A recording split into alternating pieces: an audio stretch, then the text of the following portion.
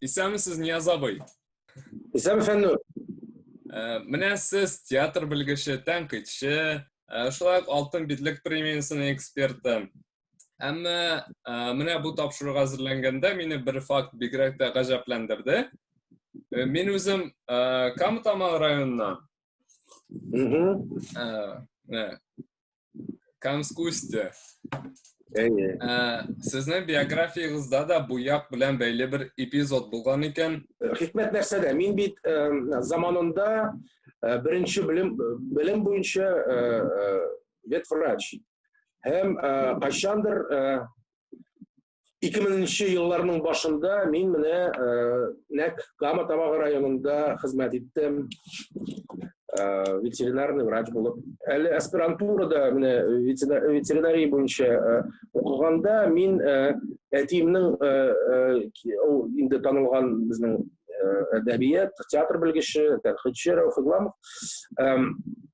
Мин аның китапны бастырмакчы буладыр. Ул бит татар театрының тарихы белән шөгыльләнде һәм заманча театр белән. Менә татар театрының тарихында бик күп актаплар, бик күп серләр, бик күп әле ачылмаган ачылышлар, детектив формасында мин эшли башладым, шөгыльләнә башладым менә шушы театр белән. Һәм бераздан Санкт-Петербургка театр академиясенә укуга кирдем, менә театр белгечлек факультетына. Күбрәк хәзер компьютердан укыйбыз, интернеттан бик күп мәгълүматлар. Ләкин аларны гел тикшерергә кирәк, тикшерергә китап белән. Ике хәзер иң зур кыйммәт җәмгыятьчелектә. Берсе аның вакыт, икенчесе аның мәгълүмат, информация. Килер вакыт онытыр Җиһан Пушкинның Онегинны, ләкин унпас беркайчан бәрәңгемне минем. Бу бит бу гениаль иң начар хис минем өчен менә тенләшү. Күп очракларда үз проблемаларының сәбәпчесе кеше үзе. Заман артыннан җигермәскә кирәк. Һәрбер кешенең ялгыш нәрсәләрне эшләргә мөмкинлеге булырга тиеш. Әгәр эштән чыга, ул чынлап та эволюция, синең кешенең эволюциясе. Әгәр ул тыштан сиңа керә, димәк ул революция.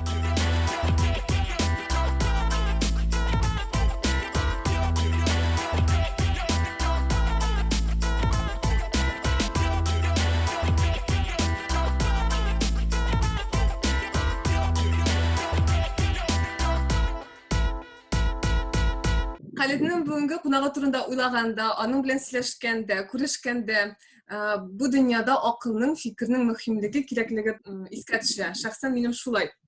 Нияз абый, безнең тапшыруда сине күргән мин бик шат, чын күңелдән әйтәм, һәм сез Халидтә чынлап та бик кадерле кунак. Нияз Игламов, театр тәнкыйтьчесе, театр белгече, Алтын битлек премиясенең эксперт совет әгъзасы, Нәүрүз фестиваленең арт-директоры. Татарстан гына түгел, башка регионнардагы театраль проектларда да белгеч ул. Бүгенге драматургия, бүгенге театр кебек сорауларга төгәл җавап бирә алучы кеше. Үзе эшли торган Камал театрын театр дөньясындагы яңалыклар белән тоташтыручы. Бик укымышлы кеше, аның белән сөйләшү һәрвакыт кызык. Теләсә кайсы темага әңгәмә корып була. Бала чакта кем булырга хыяллана идегез? Врач. Бөтен өметләр гуманитарный медицина, ягъни кешелек медицина белән бәйле иде. Ләкин тормыш башкача менә булды, чөнки мин мәктәпне тәмамлаганда әзерлек курсларына җиргәндә мединститутка, анда химия дигән ике предмет, берсе аның химия, икенчесе аның биология булырга тиеш иде. Ләкин менә 93 елда нәк үзгәрткәннәр физикага. Минем физикада бик теге мактанырлык түгел иде белемнәрем. Һәм мин аңладым тиз арада. Ветеринар институтта шулай ук ничек бар шулай калды, химия белән биология. Мин нидән соң медицина медицинский институтның курслардан соң мин кайнар пышак кебек теге майны кисә бит бөтен имтиханнарны уздым ветеринарныйга. Һәр нәрсәгә син әзер булырга тиеш. Бу минем эш, тормыш һәм яшәешем принцибы. күбрәк белергә, бер кашанда туктамыйча мәгълүмат җыю, бер туктамыйча китап уку. Ну хәзер инде китап укырга бик үк туры килми, күбрәк хәзер компьютердан укыйбыз, интернеттан бик күп мәгълүматлар. Ләкин аларны гел тикшерергә кирәк, тикшерергә китап белән. Нияз абый, без синең белән Казанда сезнең гаилә нәрсә белән бәйле урында йөргән идек, мен Каюм Насыйри музее дип әйтергә була инде аны. Безнең гаиләнең тарихы менә бу йорттан башлана. Без бу Каюм Насыйри, хәзер ул Каюм Насыйри музее инде. Ләкин ул безнең төп нигезебез, төп йортыбыз Бәдигъ Мәзиннең йорты ул. Бәдигъ Мәзин Казаков мәчетендә хезмәт иткән. Шунысы кызык, шул елларда Ниязның әнисенең бабасы Гаяз хәзрәт шунда имам-хатиб булган. Сүз уңайыннан Гаяз хәзрәт мәдрәсәдә Гаяз Исакый белән бергә укыган, дуслашып, аралашып йөргәннәр. Яңа татар бистәсендә мин аны авылга кебек килгән идем. Мәктәпкә киләсең, анда казылар чири урамда, тавыклар, сыерлар, сарыклар, уж вообще әйтмим. Чын авыл тормышы иде анда. Только менә трава җире иде. Хәзер бу йортлар, хәзер бу субкультура бөтенләй юкка чыкты. Аны хәзер сез просто аңламыйсыз. Анда киләсең, мәсәлән, 2 остановка, 2 тукталыш. Менә утыра идем мин Тукаевскида, Тукаев тукталышта. Ярым Тинчурин урамы, автовокзал, мин чыга идем. Мәктәпкә барыр өчен. 2 тукталыш, 2 генә. Ләкин тормыш бөтенләй үзгәрә иде анда. Анда нинди анда гореф-гадәтләре, нинди анда ислам анда сакланган. Керәсең анда бит әбиләр, абыйлар, бабайлар анда чынлап та ниндер бөтен менә ул теге гасырлар җибе. Һәм алар бик театрны яратканнар. Әле ул хәтерләмис хәзерге Тинчурин театрының бинасында булган чакта. Мин хәтерлим ничек, мәсәлән, спектакль 8 һәм 9 яртыда башланган иде. Бер 3-4 сәгать бара иде. Где-то беренче яртыда халык кайткан. Мин мәсәлән үз бүлмәдә йоклыймы, тораммы, нәрсәм, ну мин теге сава дип әйтеп, ябалак, мин иртә торырга тургай түгелмен, иртә торырга бик яратмыйм. В общем, ишетәм, халык прямо теге менә компания белән айта иде, теге сөйләшә, теге үзенең тәэсирләр белән, теге ниндер фикерләр белән. Менә бүгенге заман яшьләрен, бәлки менә бүгенге гомумән, бәлки яшьләрнең генә түгел, гомумән бөтен кешене кызыксындырыр өчен син нинди кызыклы фактлар әйтер идең Каюм Насыйри турында? Социологиядә, философиядә, фәлсәфәдә андай төшенчә бар, контекстное мышление. Ул вакытта, ул заманында Каюм Насыйри ул бик яхшы контекстны белгән. Аны бик теге урыс Каюмы дип йөрткәннәр, дөньяви дисциплиналар ул урыс телендә булган ул вакытта. Телисеңме, юкмы, син урыс телене белергә тиеш идең. Хәзер дә шулай бит ул. Шуңа әйткәндә, ике хәзер иң зур кыйммәт җәмгыятьчелектә, мин бөтен дөньяны әйтәм. Ике зур кыйммәт. Берсе аның вакыт, икенчесе аның мәгълүмат, информация. Без информационный цивилизация безнең. Без шуннан бик мохтаҗ, без шуннан бик теге бәйле. Һәм бәйсез булыр өчен сиңа бик күп нәрсәне белергә кирәк. Менә шулай. Һәм ул 19-нчы гасырда уртасында аны белгән, аңлаган Каюм Насыйри һәм чынлап та без бик мыскыл иткәннәр Россия империяда. Без инородецлар, без иноверецлар, шундый теге исемнәр кушып чукындырырга тырышканнар безнең халыкны һәм безнең милләтне юк итәргә тырышканнар, ләкин булмады, булып чыкмады.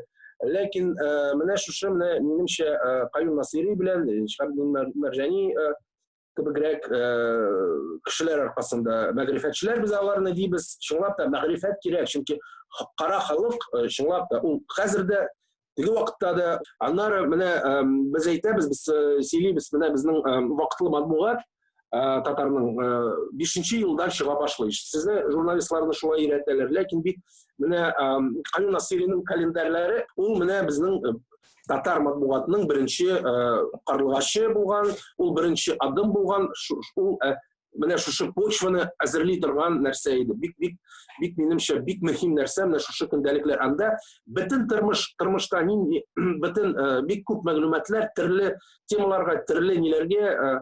Һәм ул менә шушы мин хәтерлим, бездә андый безнең гаиләдә берничә андый календарь саклана. Анда нәрсә генә юк.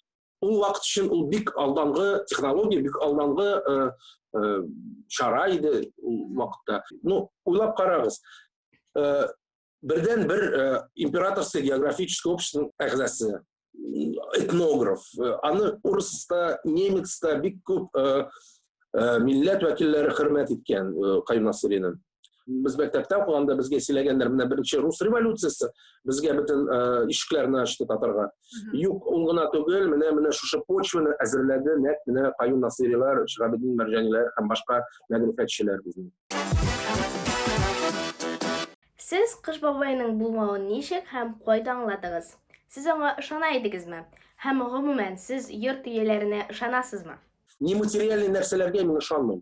Һәм менә миңа 43 яшь, гомеремдә минем күргәнем юк андый нәрсәләр. Кыш бабайга да ышанмадым. Мин беләдерим, әти белән әни, әби белән бабай миңа ниндер теге чыршы астына куялар ниндер бүләкләрне. Мин аны беләдерим, ләкин аларга сизелмәскә тырыштым. Шулайрак иде минем. Ну белмим, мин 4 яшендә укый башладым үзем. Тора-бара 6 яшьтә мин как закалялась Сталина укып чыктым, Тихий Донны укыдым. Шуңа күрә әйтәм, мин укымышлы кеше, укымышлы нәселеннән, ну нишлисең? Кемдә нәрсә мин, аның каравы, мин кул белән бер нәрсә эшләй алмыйм, операциялардан башка. Низамында интернеттан да сораулар килде.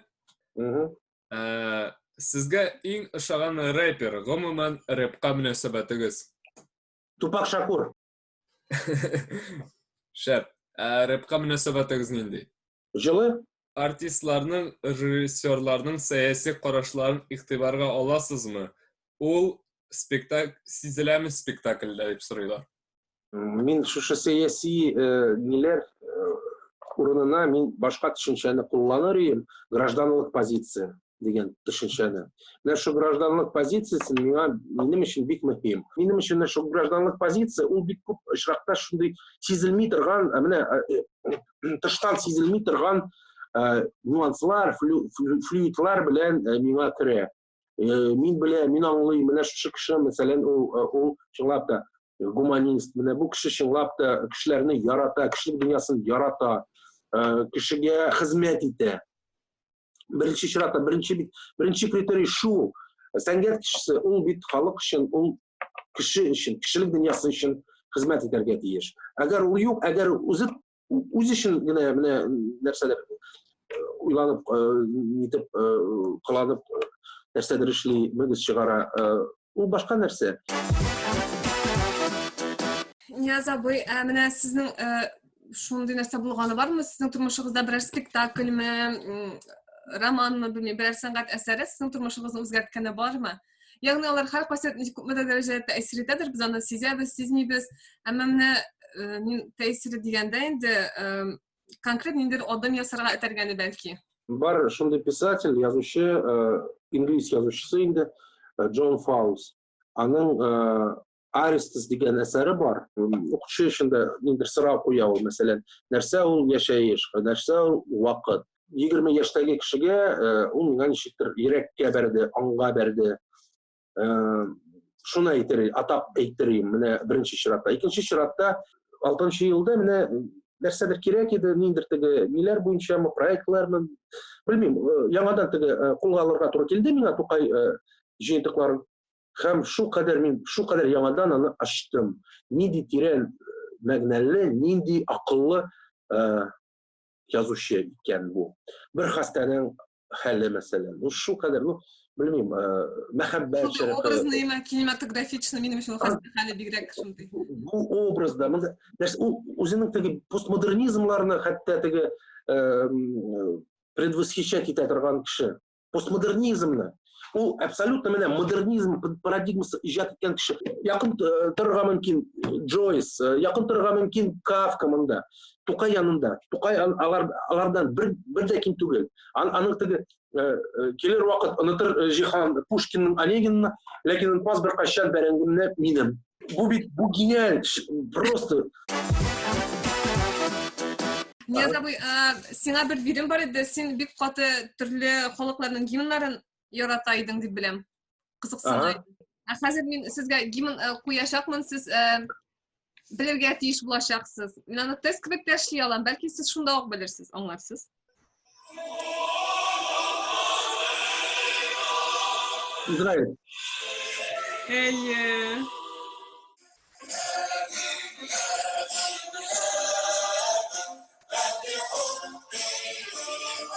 Әйдәгез мин әйтәм. Гарәп. 3 вариант сез сайлыйсыз. Әйе. Пакистан, Мисыр, Көньяк Корея. Мисыр. Әйе, дөрес.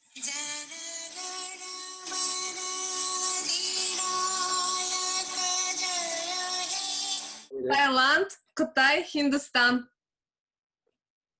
Таиланд. Юк. Вьетнаммы? Юк. Таиланд, Кытай, Хиндстан. Өчесенең берсе. Хиндстан. Әйе, Хиндстан. Тормышта сезгә тәнкыйтьләүме яисә аклау якынракмы? Әгәр мин нәрсәдер яклауга мохтаҗ дип күрәм, мин аны әлбәттә мин аны яклыйм. Әгәр мин тәнкыйтькә лаек нәрсәдер күрәм, мин аны тәнкыйтьлим. Ихтирам гына иткән кешене я театрны тәнкыйтьләргә була. Әгәр син аны Тәнкыйтькә лаек булу кирәк әле ул. әйе, кайбер нәрсәләр бар, ниже всякой критики дип әйтәләр ич. Менә кайбер нәрсәләрне тәнкыйтьләргә ничектер оят. Кемнең киңәшләренә колак саласыз? Сезнең өчен авторитет кеше кем ул? Үз эшеңне ихлас күңелдән, төптән, бөтен нечкәлекләрне белеп эшли торган, хезмәт иткән кеше минем өчен авторитет. Врач булсам ул, режиссер булсам ул, актер булсам ул, үз-үзенә тугрылыкны саклый торган кеше минем өчен әхлакый авторитет. Хәзер Нияз абый, сез аның өчен авторитет булган кешене тыңлыйбыз. Тормышта шундый бәхетле очрашулар була, көтмәгәндә, бәлки көткәндә дә тормыш сине үтә үзгә, синең аралашу даирәңнән үзгә булган һәм синнән 4-5 башка югары булган кешеләр белән таныштыра. Алар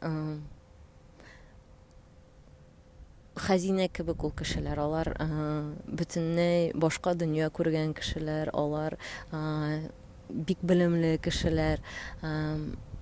Һәм син шул аларның кызыксынуларына, аларның белеменә күңелең белән тоташкан очракта алар сине бик үстерәләр. Нияз минем өчен нәкъ шундый кеше булды. Менә сезгә куркыныч төш керсә, ул нәрсә турында булыр иде? Минем шундый гадәт бар, мин төшләремне хәтерләмим беркайчан да. Мин хәтерлим үземнең эмоцияларны. Кешене белү өчен аның белән бергә 100 пот туз ашарга кирәк диләр. Сезгә дә моның өчен шуның кадәр вакыт кирәкме? Олыгайган сайын әлбәттә җиңелрәк кешеләрне аңларга. Ләкин кайбер кешеләр әлеге хәтле мине гаҗәпләндерә. Иң начар хис минем өчен менә төнләшү. Менә төнләшүдән бик күп нәрсә эзлә үзенең тормышында. Аңларга тиешсең, канәгать булырга тиешсең үз тормышың белән. Канәгать булмасаң, үзгәртергә тиешсең үз тормышың. Башкаларга дәгъва белдертмичә, башкалардан үч алмыйча, башкаларда сәбәп күрмичә, үзендә сәбәп эзләргә кирәк, әлбәттә, беренче чиратта. Әлбәттә, бар очраклар, әгәр син тулысынча син хаклы, ләкин сиңа киртә куялар, сиңа рөхсәт бирмиләр, сиңа камашаулыйлар төрле суллар белән. Ансы бар, әлбәттә, ләкин күп очракларда үз проблемаларның сәбәпчесе кеше үзе. Хәзер Нияз абый бер уен уйнап алабыз сезнең белән. Сайлау белән ничек аталадыр ул, мин аны М дип атадым аны. Ягъни бума, тегеме дип атала инде. Трамваймы, троллейбусмы? Трамвай. Чеховмы, Достоевскиймы? Икесе дә. Икесе ярамый. Шуңа күрәсезме? Чехов. Кофемы, чәйме? Чәй. Прозамы, поэзиямы? Икесе дә. Җавап юк. Пастернакмы, Булгаковмы? Булгаков. Акмы, карамы? Кара, Мольермы, Бомаршемы? Мольер, Макбетмы, Ричард үшіншімі? Макбет. А неге Макбет? Ну, кішілерек меніңше. Кішілерек. Қазан Кремлемі, Яңа Бистемі? Яңа Бисте, Чехиямы, Польшамы? Чехия. Неге Чехик? Юк беркен. Меніңше Польшада болғаным юқ әліге. Карим Тинчуринмы, Ғалиаскар Камалмы? Карим Тинчурин. Мәскеумы, Петербургмы? Мәскеу, Сальвадор Далимы, Пикассомы? Пикассо, Күнмі, түнмі? Тен, Шостаковичмы, Рахманиновмы? Шостакович, Урманмы, Даламы? Урман, Моцартмы, Бахмы? Бах, Этмі, Мәшімі? Мәші, Рафаэльмы, Микеланджеломы? Рафаэль. Сонасымы, Шурәлемі? Бір уточнение керек, бұл персонажлар турында сөз бар, я әдәби әсәрләр турында. Тукай Юк, язган персонажлар турында, персонаж турында. Персонажлар алайса Шүрәле. Минем дә Шүрәле. Шундай Шүрәлені яратам. Шүрәле балетын шундай яратам. Миңа да иң шаганы Шүрәле, минемчә, иң батыр да түгел. Аның партиясы қызығырақ. Әйе. Музыкальный. Нигәдер миңа якынрак, мәсәлән, мин аның якланды. Шүрәледән мин аның яклыгы алмадым. Ничә баны усал, начар итеп күрсәтергә тырышалар. Нязабы шундай сорау гына калды минем. Менә заманча булу нәрсә ул сезнең җагыннан заманча булу нәрсә ул һәм менә бүгенге заманда заманча булу нәрсә ул? Минемчә, һәрбер кеше, хәзер яшәүче кешеләр дә, элек яшәүче кешеләр, алар ниндидер заманында яшәгәннәр һәм яшиләр. Ансы бәхәссез. Шуңа күрә син үз заманының таләпләренә туры килеп, аларны искә алып, үзеңне саклап яшәргә тиешсең. Менә ничек аңлатыйм, бөтен заманча тенденцияларны, бөтен заманча модаларын, бөтен заманча юнәлешләрен, бөтен заманча вакыйгаларын исәпкә алып, алар турында белеп, син барыбер ниндидер айрым, ниндидер махсус, ниндидер үзгә шәхес алырга тиешсең. Чөнки әгәр бик күп очракларда мин күрәм, андый очраклар бик күп тормышта. Кеше, мәсәлән, модадан чабып җигерә, я тенденциялар, индер аңа хас булмаган тенденцияларны кулланырга тырыша сәнгатьтә, мәсәлән, ничектер, мин заманча булыйм әле, менә заманча кеше булыр өчен, заманча, менә шушы заман артыннан җигермәскә кирәк. Заман үзе бар, син ул тормыш кебек. Не обгонишь, кемдер ничектер тырыша карамаска шул якка, ниндер теге тискәре ниләр бар икән тормышта, заманында, без аларны тырышабыз, кемдер тырыша алар турында уйламаска. Әгәр син алар ничек уйлар, әгәр без ул турыда уйламасак, ул безне читтән торып кына безгә бер нинди йонта ясамыйча узып китә. Алай түгел шул һәм ул барыбер сиңа ниндидер йогынта ясый. Китаплар һәм тормыш шулай мине өйрәтте. Һәрбер кеше ул галәм, һәрбер кеше ул космос, һәрбер кеше ул вселенная, һәрбер кешенең хата ясау мөмкинлеге булырга тиеш, һәрбер кешенең ялгыш ниндидер теге ялгыш нәрсәләрне эшләргә мөмкинлеге булырга тиеш. Әлбәттә, в рамках действующего законодательства. Кеше үзгәрә һәм менә шушы үзгәреш ул синең эчке дөньясының үзгәреше белән бәйле булырга тиеш. Заман менә шулай үзгәрде, мин дә шундыйрак булыйм, ул минемчә дөрес түгел. Бу үзгәреш эволюция дип атала. Менә шушы эволюция, әгәр эчтән чыга, ул чынлап та эволюция, синең кешенең эволюциясе. Әгәр ул тыштан сиңа керә, демәк ул революция һәм ул сине кешеләтеп, сине үзгәртә. Син үзең үзгәрергә тиешсең. Менә шулай.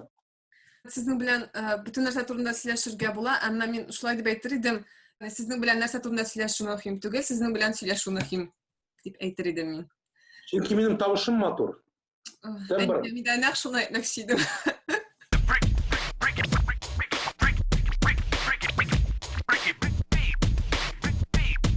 Нияз абый, мындай минем янда инде театр белгече булгаштан, миңа кызыклы булган мәгълүматны сорап калыйм әле. Хәзерге вакытта Казанда һичшиксез карарга дигән 5 спектакль әйтегез әле. Сүнгән йолдызлар, Дон Жуан, Әлфия Курчак театрында, Свидетели, Угылда һәм Әтәш менгән читәнгә. Рәхмәт бик зур, Нияз абый, сез шундый. Шуннан да мин үз эшләгән театрны бик югары бәялим, бик яратам, бик хөрмәт итәм. Шуңа күрә ул мин теге театр хезмәткәре буларак түгел, ул чынлап та мин тыштан торсам да мин барыбер менә ул чынлап та безнең театр, Камал театры әлбәттә бик аерылып тора башка театрлардан. Рәхмәт бик зур, Нияз абый. Сез шундый шәп кеше, мин чынлап та үзем дә бик шатмын сезнең белән танышуыма. Алга таба берсеннән-берсе шәбрәк спектакльләр чыгуын телим. Сезгә дә бик күңелсез булмасын өчен. Бүгенгә дуслар, калеп тапшыру тәмам. Киләсе очрашуларга кадәр хушыгыз.